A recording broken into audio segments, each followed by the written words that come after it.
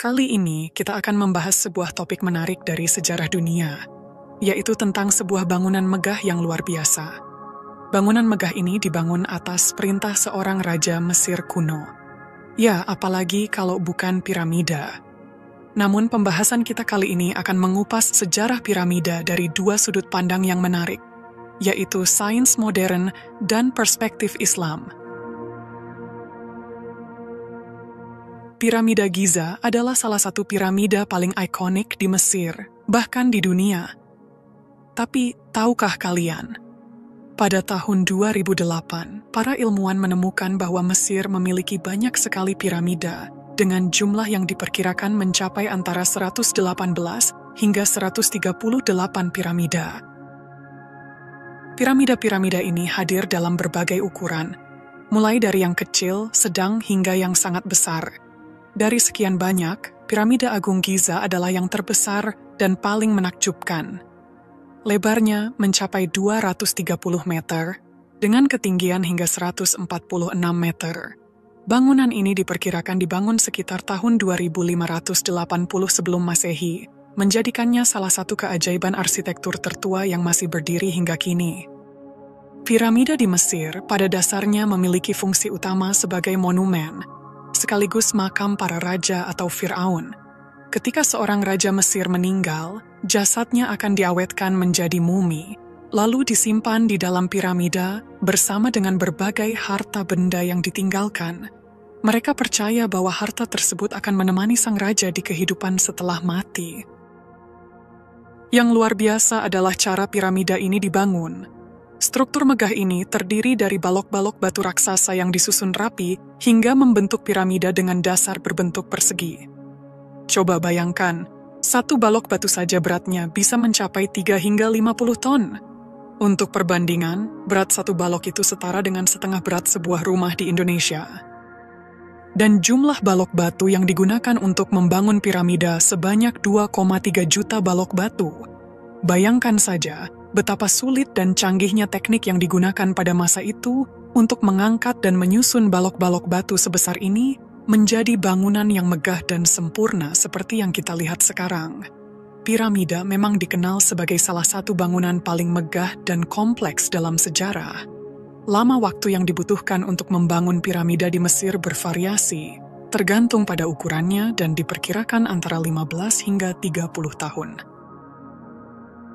Nah teman-teman, ada kisah menarik dari seorang sejarawan Yunani terkenal bernama Herodotus, yang pernah mengunjungi piramida agung pada tahun 450 sebelum Masehi.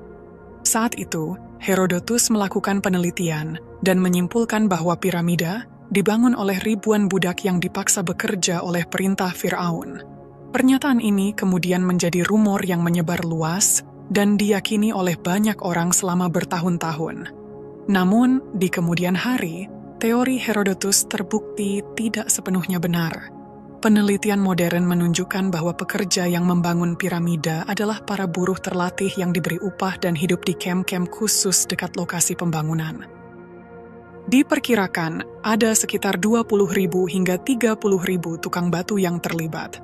Mereka adalah para ahli di bidang konstruksi batu, dibantu oleh tim insinyur, arsitek, surveyor, dan pengrajin yang cermat merencanakan setiap detail pembangunan. Tidak hanya itu, proyek besar ini juga melibatkan lebih dari 100.000 pekerja konstruksi yang membantu dalam berbagai tugas berat. Jadi, pembangunan piramida adalah hasil kerja keras dari sebuah tim besar yang sangat terorganisir. Menariknya lagi, ada seorang tokoh jenius yang memainkan peran penting dalam pembangunan piramida ini. Tokoh ini adalah sosok yang sangat dihormati dan dianggap sebagai kunci utama dalam merancang dan mengawasi proses pembangunannya. Siapakah dia? Kita akan mengulasnya lebih dalam. Ada satu tokoh penting yang disebut hingga 6 kali dalam Al-Quran. Tokoh tersebut adalah Haman. Allah Subhanahu wa Ta'ala berfirman dalam Al-Quran bahwa Fir'aun pernah memerintahkan Haman untuk membangun sebuah bangunan yang sangat tinggi, yang oleh sebagian ahli dihubungkan dengan pembangunan piramida. Haman dikenal sebagai penasihat kerajaan yang sangat cerdas. dan memiliki peran besar dalam pemerintahan Fir'aun. Kemampuannya yang luar biasa membuatnya dipercaya untuk menjalankan proyek-proyek besar atas perintah Fir'aun. Namun, ada kontroversi menarik terkait sosok Haman ini. Dalam tradisi Kristen, Haman disebut sebagai seorang tokoh yang hidup di masa kerajaan Babilonia, bukan di Mesir. Hal ini sering dijadikan bahan kritik terhadap Al-Quran. Meski begitu, umat Islam meyakini bahwa kisah Haman dalam Al-Quran adalah kebenaran yang tidak diragukan, karena firman Allah Subhanahu wa Ta'ala selalu lebih akurat daripada sumber sejarah manusia. Dalam Al-Quran, Haman disebut sebagai pembantu Fir'aun yang hidup pada masa Nabi Musa alaihissalam. Namun menariknya, nama Haman sempat menjadi misteri dalam sejarah Mesir kuno. Menurut penelitian seorang ahli sejarah dan ilmuwan terkenal, Profesor Maurice Bucaille, nama Haman tidak ditemukan dalam catatan sejarah awal tentang Fir'aun karena bahasa hieroglif, bahasa tulisan Mesir kuno yang telah lama terlupakan. Namun, saat Profesor Maurice mempelajari kamus besar bahasa hieroglif, ia menemukan fakta mengejutkan. Nama Haman ternyata benar-benar tercatat dalam hieroglif kuno sebagai seorang pejabat penting di istana Fir'aun. Ia menjabat sebagai kepala staf ahli pahat batu, sekaligus orang yang bertanggung jawab atas pembangunan berbagai proyek besar di era pemerintahan Fir'aun. Penemuan ini membuktikan keakuratan Al-Quran yang telah menyebut nama Haman dengan tepat, meski informasi itu baru ditemukan ribuan tahun setelahnya. Dalam tafsir Ibnu Katsir, khususnya dalam kitabnya Qashasul Anbiya, dijelaskan bahwa Haman adalah salah satu tokoh paling berpengaruh di kerajaan Firaun. Ia memiliki peran besar sebagai orang yang bertanggung jawab atas pembangunan berbagai proyek besar milik Firaun. Oh ya teman-teman, perlu diketahui bahwa istilah Firaun sebenarnya bukanlah nama dari satu orang raja saja. Sebutan ini adalah gelar yang diberikan kepada penguasa Mesir kuno, mirip seperti istilah Kaisar di Romawi atau Syah di Persia. Jadi, setiap raja Mesir kuno pada masanya akan disebut sebagai Fir'aun. Dalam sains modern disebutkan bahwa terdapat sekitar 10 hingga 15 Fir'aun yang pernah memerintah di Mesir kuno. Salah satu Fir'aun yang diyakini hidup pada masa Nabi Musa alaihissalam adalah Al-Walid bin Mush'ab bin Ar-Rayyan, seorang raja dari Bani Amalek. Ia juga dikenal dengan nama Ramses II, yang sering diidentifikasi sebagai Fir'aun di zaman Nabi Musa. Ramses II dikenal sebagai salah satu Fir'aun paling kuat dan paling kejam dalam sejarah Mesir. Masa kekuasaannya berlangsung selama 66 tahun, menjadikannya penguasa Mesir kuno dengan periode pemerintahan terlama. Kejayaannya ini tidak hanya menunjukkan kekuatannya, tetapi juga kekejamannya terhadap rakyat, termasuk perlakuannya terhadap kaum Bani Israel. Teman-teman, mari kembali lagi. Bagaimana caranya sebuah piramida raksasa bisa dibangun di zaman kuno? Di masa itu, teknologi tentu tidak secanggih seperti yang kita miliki sekarang. Namun, yang luar biasa adalah, sebelum para sejarawan modern mengungkap teori tentang cara pembangunan piramida, Al-Quran sudah lebih dulu memberikan petunjuk tentang proses pembangunannya. Hal ini menjadi salah satu bukti keajaiban kitab suci yang datang dari Allah Subhanahu wa Ta'ala. Allah Subhanahu wa Ta'ala berfirman dalam Quran Surat Al-Qasas ayat 38, "Dan Fir'aun berkata, 'Hai pembesar kaumku, aku tidak mengetahui Tuhan bagimu selain aku. Maka bakarlah hai Haman untukku tanah liat, lalu buatkanlah untukku bangunan yang tinggi supaya aku dapat naik melihat Tuhan Musa. Dan sesungguhnya aku benar-benar yakin bahwa dia termasuk orang-orang pendusta.'" Dan juga dalam Quran Surat Ghafir, ayat 36-37. "Dan Fir'aun berkata, 'Hai Haman, buatkanlah untukku sebuah bangunan yang tinggi supaya aku sampai ke pintu-pintu langit, supaya aku dapat melihat Tuhannya Musa, dan sesungguhnya aku memandangnya seorang pendusta.'" Ayat-ayat ini menggambarkan betapa besar ambisi Fir'aun dalam membangun suatu struktur tinggi yang bisa kita hubungkan dengan pembangunan piramida besar yang dikenal sampai sekarang. Jadi, jauh sebelum para sejarawan dan peneliti mulai mencari-cari cara bagaimana piramida dibangun, Al-Quran sudah lebih dulu menjelaskan tentang proses itu. Balok-balok batu yang beratnya mencapai 50 ton, yang sekarang kita kenal sebagai bagian dari piramida, ternyata disusun dengan cara yang sangat terencana.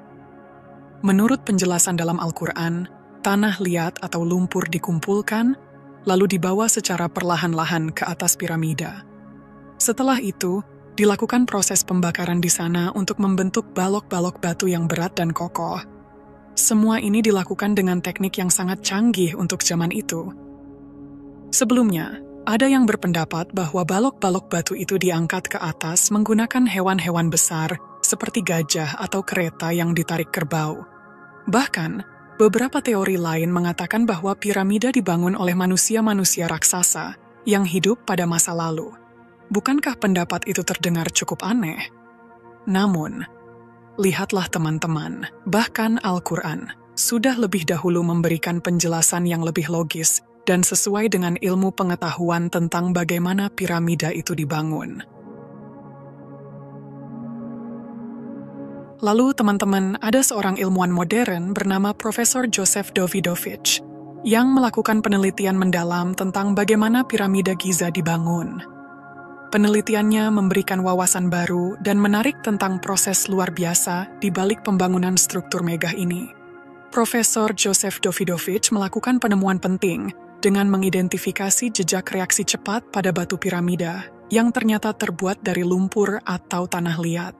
Sebelumnya, para pakar geologi kesulitan membedakan antara batu alam dan batu buatan. Namun, berkat teknologi modern yang semakin canggih, Profesor Joseph mampu membedakan keduanya dengan tepat. Penelitian ini mengungkapkan bagaimana batu-batu piramida sebenarnya dibuat, dan hasilnya sangat selaras dengan apa yang telah dijelaskan dalam Al-Quran lebih dari 1.400 tahun yang lalu. Sebuah penemuan yang menegaskan kebenaran petunjuk yang telah diberikan oleh Allah Subhanahu wa Ta'ala dalam kitabnya. Tujuan Ramses II atau Fir'aun pada zaman Nabi Musa membangun piramida adalah untuk menciptakan sebuah struktur yang sangat tinggi. Dia ingin mencapai ketinggian tersebut untuk melihat dan membuktikan apakah Tuhannya Nabi Musa benar-benar ada di atas langit atau tidak. Fir'aun, yang dikelilingi oleh orang-orang cerdas dan berbakat, akhirnya merasa sombong dan menganggap dirinya sebagai Tuhan. Dalam pikirannya, dia ingin membuktikan bahwa tidak ada Tuhan selain dirinya. Oleh karena itu, dia berusaha membangun piramida setinggi mungkin untuk membuktikan klaimnya tersebut. Tidak hanya itu, setelah Fir'aun berhasil membangun piramida dan naik ke puncaknya, ia mencoba menipu kaumnya dengan mengatakan bahwa dia bisa mencapai langit untuk membunuh Tuhannya Nabi Musa. Padahal, sebelumnya Nabi Musa telah disiksa dan darahnya ditumpahkan oleh Fir'aun. Teman-teman, sungguh luar biasa bagaimana Al-Quran yang diturunkan 14 abad yang lalu sudah menjelaskan dengan begitu jelas tentang cara pembangunan piramida Mesir. Padahal, Nabi Muhammad SAW sendiri tidak pernah mengunjungi Mesir atau menyaksikan piramida secara langsung. Ini adalah bukti nyata bahwa Al-Quran adalah wahyu dari Allah Subhanahu wa Ta'ala yang diturunkan kepada Nabi Muhammad SAW. Allah Maha Benar dengan segala firman-Nya. Wallahu alam bisawab. Itulah sejarah tentang piramida Mesir dari sudut pandang Islam. Semoga kisah ini memberikan manfaat dan menambah wawasan kita. Jika ada kekurangan atau kesalahan, mohon dimaafkan. Kebenaran berasal dari Allah Subhanahu wa Ta'ala. Sementara kekhilafan dan kesalahan adalah dari diri saya sendiri sebagai manusia biasa. Sampai jumpa di kisah-kisah seru dan penuh makna berikutnya. Wassalamualaikum warahmatullahi wabarakatuh.